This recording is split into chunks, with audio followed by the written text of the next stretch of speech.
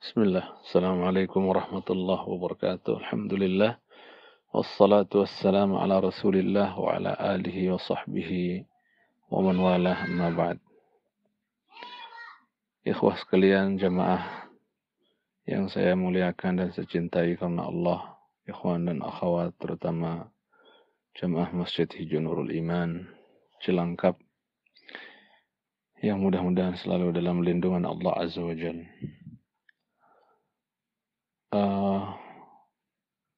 Ada beberapa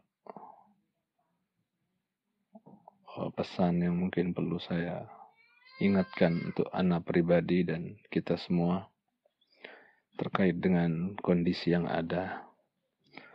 Pertama perlu kita yakini bahwa kullu syai'in biqadarillah. Segala sesuatu tidak lepas ya dari takdir dan ketentuan Allah Azza wa Jalla. Sebagaimana dalam hadis sahih Muslim, kullu syai'in biqadarillah hatta al-'ajzu al-kayyis. Segala sesuatu itu sesuai dengan takdir Allah, kehendak Allah. Sampai ada orang cerdas maupun kurang cerdas, itu semuanya karena ketentuan dan takdir dari Allah Azza wa Jalla. Allah juga berfirman di Al-Qamar ayat 49, Inna kulla syai'in khalaqnahu biqadar. Sesungguhnya segala sesuatu kami ciptakan itu dengan takdir, ketentuan dari Allah Azza wa Jalla. Termasuk apa yang menimpa dari menyebarnya virus atau wabah ini semuanya karena ketentuan Allah Azza wa Jalla. Dan takdir ada yang khairihi, ada yang syarrihi, ada yang baik, ada yang buruk. Dan menyebarnya wabah ini terutama di akhir zaman merupakan alamat atau tanda dari tanda-tanda dekatnya hari kiamat. Sebagaimana dikabarkan oleh Nabi sallallahu alaihi wasallam dalam beberapa hadis bahwa menyebarnya wabah di antara dekatnya atau tanda dari kiamat. Dekatnya hari kiamat. Yang beliau juga pernah bersabda dalam hadis Ahmad Ibnu Majah dari Muawiyah radhiyallahu taala anhu. Beliau bersabda, "Lam yabqa minad dunya illa bala'un wa fitnah." Tidaklah tersisa dari dunia ini kecuali bala. Ya, dan wabah ini adalah bentuk bala, ujian. Wa fitnah, ya. Tidak tersisa dari dunia kecuali bala, ujian dan fitnah. Hadis ini disahihkan Imam Albani rahimahullah. Maka yang perlu kita siapkan untuk banyaknya fitnah dan bala di akhir zaman sebagaimana ungkapan seorang sahabat, lam yabqa minad dunya illa fitnatun wa bala fa'iddu lil bala'i sabra. Tidak tersisa dari dunia kecuali fitnah dan bala, maka siapkanlah untuk bala tersebut, siapkan kesabaran. Terkait dengan wabah yang menyebar yang saya cintai sama Ta'ala, pertama pesan yang ingin Ana sampaikan bahwa pertama tanamkanlah tafaul, yaitu optimisme atau al-fa'l. Ya, tanamkan optimisme dengan kita mengatakan bahwa insya Allah wabah ini akan segera berlalu, akan segera Allah angkat, ya. Dan semisalnya dari ucapan-ucapan yang baik yang Nabi bersabda dalam hadis Bukhari dan Muslim dari jalan Abu Hurairah radhiyallahu taala anhu, la tiyarah wa khairuha al-fa'lu. Tidak ada tatayur, ya. Tidak ada tatayur. Maka mohon para dai juga terkait dengan adanya wabah dan virus ini jangan sampai kita menebak-nebak, mereka-reka, mencocok-cocokkan bahwa kejadian ini terkait dengan kejadian ini, itu, ini, macam-macam lah. Udah kayak dukun aja. Maka jangan menakut-nakuti umat. Ya. Rasul bersabda tidak ada tiyarah, tatayur, dan sebaik-baiknya adalah tafaul, al-fa'al, yaitu optimisme. Qalu wa mal fa'lu ya Rasulullah? Apa itu fa'al? ya Rasulullah? Qala al-kalimatu thayyibah yasma'uha ahadukum. Ya, fa'al itu adalah kalimat yang baik yang didengar oleh seorang di antara kalian. Dalam artian optimisme. Maka kita optimis bahwasanya semuanya akan segera berlalu, segera diangkat oleh Allah Azza wa Jalla. Kemudian yang kedua, pesan saya, perbaikilah sangkaan kita kepada Allah Azza wa Jalla. Jangan sampai kita berburuk sangka kepada Allah Azza wa Jalla. Ya, dalam kondisi seperti ini, perbaikilah sangkaan kita kepada Allah. Ahsin dhannaka billah. Perbaiki sangkaanmu kepada Allah Azza wa Jalla. Yang Allah dalam hadis qudsi mengatakan, ya, di hadis Bukhari dan Muslim dari jalan Abu Hurairah, ana inda dhanni 'abdi bi. Saya ini tergantung sangkaan hambaku terhadap diriku. Maka hendaknya kita berprasangka yang baik kepada Allah Azza wa Jalla, bahwa tidak Allah takdirkan wabah ini menyebar, melainkan ada sesuatu yang baik yang Allah inginkan buat kita. Asa an takrahu syai'an wa huwa ya khairul lakum. Bisa jadi kau ya membenci sesuatu, tidak suka dengan sesuatu seperti virus ini misalnya, padahal itu baik buat dirimu. Bisa jadi virus ini atau wabah ini merupakan obat yang Allah berikan buat kita ya agar kita sembuh dari penyakit dosa. Sekali lagi saya katakan, bisa jadi wabah ini adalah obat hakikatnya dari Allah agar kita sembuh dari penyakit dosa. Kemudian sekali lagi perbaiki sangkaan kita kepada Allah Azza wa Jalla. La yamutanna ahadukum illa wa huwa yuhsinu dhanna bi rabbih. Janganlah seorang di antara kalian mati kecuali dia memperbaiki sangkaannya kepada Tuhannya, kepada Allah Azza wa Jalla. Maka dalam hadits Imam Ahmad, Rasul bersabda dengan sanad yang sahih, ya, falyadhunna bima syaa. Hendaknya hambaku itu berprasangka ya terhadap diriku sesuai dengan dia inginkan, sesuai kehendaknya. Dalam artian in dhanna khairan fa khair wa in dhanna ya su'an fa su', ay syarran fa syarran. Kalau dia berprasangka baik kepada Allah, maka akan jadi kebaikan insyaallah. Kalau dia berprasangka buruk kepada Allah, maka akan jadi keburukan juga. Ya. Maka kita berbaik sangka kepada Allah Azza wa Jalla. Jangan sampai kita merasa atau berburuk sangka kepada Allah bahwa wabah ini adalah bentuk bahwasanya Allah enggak sayang sama kita, mengazab kita, membenci kita. Jangan. Allah Rahman, Allah Rahim, Allah Hannan, Allah Mannan. Ya. Kita berbaik sangka kepada Allah Azza wa Jalla. Ya. Insyaallah Allah akan segera angkat wabah ini insyaallah. Katakan hanya ya beberapa pekan saja insyaallah. Itu ucapan yang baik. Ya, beberapa pekan saja insyaallah semua akan berlalu. Kemudian kita bisa sholat berjamaah lagi seperti biasa. Bisa bertemu dengan saudara-saudara kita seiman, seakidah.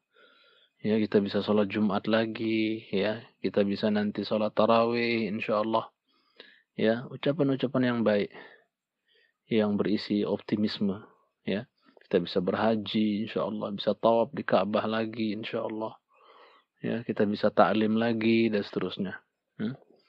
Jadi perbaiki sangkaan kita kepada Allah Azza wa Jalla. Kemudian pesan yang ketiga, tolong berikan kabar-kabar yang baik kepada manusia. Jangan bikin manusia ketakutan, jangan bikin manusia lari. Ya, yang Rasul bersabda, basyiru wa la tunaffiru, ya, yassiru wa la tu'assiru. Berikan kabar gembira, jangan bikin orang takut lari. Ya. Kemudian berikan kemudahan, jangan persulit. Jadi hendaknya kita berikan kabar gembira kepada manusia, jangan nakut-nakuti terus. Di zaman medsos ini kan kayaknya yang ada cuman nakut-nakutin terus. Kebanyakannya dominannya di medsos itu nakut-nakutin terus. Ya, apalagi ada hoax ya atau hoax dan seterusnya menyebar begini begitu menjadikan orang nggak nafsu hidup gitu loh. Bahkan kadang ada yang mungkin bisa jadi mati bukan karena virusnya tapi mati karena ketakutan dan seterusnya. Maka datanglah kepada manusia dengan kabar-kabar yang baik. Jangan yang ya sifatnya menakut-nakuti mereka. Tidak boleh kita menakut-nakuti kaum muslimin. Dalam hadis Nabi melarang untuk kita terwik, untuk kita menakut-nakuti manusia. Ya, bahkan Nabi kita Shallallahu Alaihi Wasallam diutus pertama kali tugasnya adalah basyiran sebelum nadhiran, sebagai pemberi kabar gembira sebelum sebagai pemberi peringatan keras. Allah berfirman dalam Fussilat ayat 4, basyiran wa nadhiran fa'a'rada aktsaruhum fahum la yasma'un. Rasul itu adalah sebagai pemberi kabar gembira, baru nadhiran, pemberi kabar ya peringatan, pemberi peringatan keras. Ya, di sini lihat bagaimana Allah mendahulukan busyrah, basyiran sebagai pemberi kabar gembira gitu, bikin orang bahagia, senang, tidak takut berlebihan dan seterusnya. Dan semua rasul seperti itu, mereka mubasyirin wa mundirin. Ya, memberi kabar gembira dan juga memberi peringatan keras. Allah dulukan memberi kabar gembira. Hendaknya kita meniti jejak para nabi juga. Ya, lihatlah bagaimana ya ketika ketika dalam kondisi Abu Bakar sedang ketakutan ya di dalam gua bersama Nabi Shallallahu Alaihi Wasallam, maka Nabi Shallallahu Alaihi Wasallam tidak menambah rasa takutnya Abu Bakar dengan kita kalau kelihatan mati dan seterusnya, enggak. Tapi dalam hadis Sahih Muslim dari jalan Anas bin Malik, Rasul katakan, ya Abu Bakar, ma dhannuka bithnain Allahu thalithuhuma. Bagaimana persangkaanmu wahai Abu Bakar dengan dua orang, yaitu saya dengan kamu, yang nomor tiganya adalah Allah, gitu kan? Jadi diberikan kegembiraan, jangan terlalu takut, la takhaf, la tahzan, innallaha ma'ana. Jangan takut, jangan sedih. Allah bersama kita. Allah maulana, Allah pelindung kita insyaallah taala. Ya. Ucapan seperti ini bukan berarti kita menafikan usaha ya. Ya, usaha-usaha ikhtiar dan itu dituntut dalam Islam. Terutama pemerintah kita yang ya menghimbau begini begitu, itu bentuk usaha. Ya, bentuk usaha yang boleh-boleh saja untuk kita ya lakukan, bahkan bisa sampai kepada derajat harus gitu kan, sebagai bentuk taat kepada ulil amri gitu. Jadi sekali lagi bahwasanya hendaknya kita mendatangkan kepada manusia kabar yang baik ya, jangan sampai kita menakut-nakuti mereka sampai putus asa dan seterusnya. Oleh sebab itu wasiat yang selanjutnya hendaknya kita tersenyum ya. Tersenyum di hadapan manusia, jangan kelihatan sedih, murung, kayak orang mau mati besok. Ya, sehingga orang semua jadi ketakutan gitu loh. Ya. Jadi kita hendaknya tersenyum di hadapan manusia. Dalam kondisi-kondisi seperti ini hendaknya kita banyak senyum, bukan berarti bercanda ya, bukan berarti memperolok-olok. Ya. Apalagi mencela, ya wabah ini, jangan. Ini datang dari Allah, maka kita nggak boleh olok-olok, bikin jadi olok-olokan, celaan dan seterusnya. Rasulullah contohnya melarang untuk mencela demam, ya, ya. Nah semuanya, ya, berdasarkan takdir Allah Azza wa Jalla, maka kita nggak boleh mencela juga wabah ini, ya. Bahkan ada yang menjadikan bahan main-main, olok-olokan dan seterusnya, nggak boleh, ya. Sampai saya melihat ada yang main-mainin dengan mencuci mobil bermerek Corona, kemudian disemprot-semprot gitu kan. Ya, sambil, oh ini nih pawangnya nih katanya. Ini pawang coronanya ini nih. Insya Allah setelah disemprot ini pawangnya, mbahnya corona ini insya Allah akan diangkat. Ini kan main-main. Nggak boleh. Ya, memperolok-olok. Nggak boleh. Ya. Jadi tersenyumlah di hadapan manusia. Senyum di hadapan istrimu. Senyum di hadapan kedua orang tuamu. Senyum di hadapan anak-anakmu, teman-temanmu. Jangan tampakkan seolah-olah mau mati besok. Sedih yang bersangatan gitu ya. Yang sangat, yang dalam. Jangan. Ya, kayak ada nggak nafsu hidup gitu kan. Ingat Nabi kita senang optimisme dan benci ya pesimisme. Apa maksudnya orang yang pesimis itu tidak disukai oleh Nabi Shallallahu Alaihi Wasallam. Ya, tidak disukai oleh Nabi Shallallahu Alaihi Wasallam. Kemudian Ya, saya tekankan lagi tadi, jangan takut berlebihan. Ya, khawatir mungkin itu manusiawi, tabiat sifatnya ya. Ya, jika manusia khawatir dari yang sesuatu yang berbahaya itu tabiat sifatnya, tapi jangan berlebihan sampai ia bisa menyeret kepada kunut, berputus asa dari pertolongan Allah, dari rahmat Allah dan seterusnya. Ada orang yang saking takutnya sampai kayak putus asa gitu loh. Putus asa dari rahmat Allah Azza wa Jalla. Ya, padahal putus asa itu adalah CS-nya kekafiran. Allah berfirman di surah Yusuf ayat 87, "Wala tayasu min rauhillah innahu la yayasu min rauhillah illa al-qaumul kafirun." Ini pesan Yakub pada anak-anaknya. Jangan kalian berputus asa dari rahmat Allah. Sesungguhnya tidaklah yang berputus asa dari rahmat Allah melainkan orang-orang yang kafir. Dan Allah melarang kita dari putus asa ini. Ya, Az-Zumar ayat 53, la taqnatu min rahmatillah. Jangan kalian putus asa dari rahmat Allah Azza wa Jalla. Ya, maka tolonglah bagi para dai, para ustadz untuk kita memberikan kabar gembira kepada manusia. Jangan menakut-nakuti mereka.